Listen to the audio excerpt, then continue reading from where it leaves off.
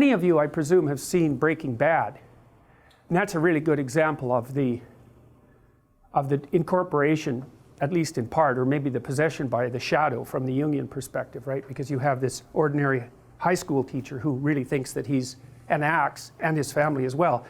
You know, like your typical persona, roughly speaking. He's just a normal guy. But part of the reason that he's a normal guy is because he actually hasn't been put in abnormal circumstances, and then all of a sudden he is. And he has a genuine moral conundrum, right? He's going to die of lung cancer, and he has a son who's got a lot of health problems, and he's terrified that he's going to leave his wife and his child behind with nothing.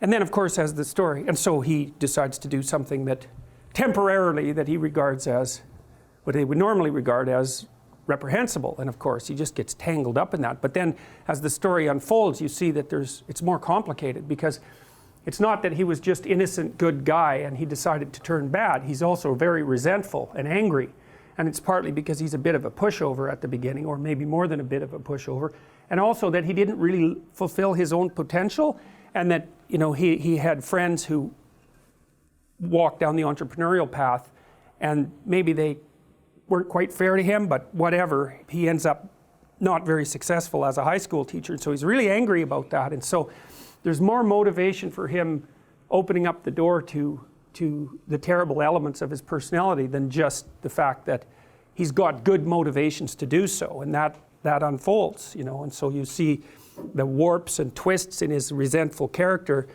increasingly manifest themselves as he walks down this road to really total brutality. And it's quite good.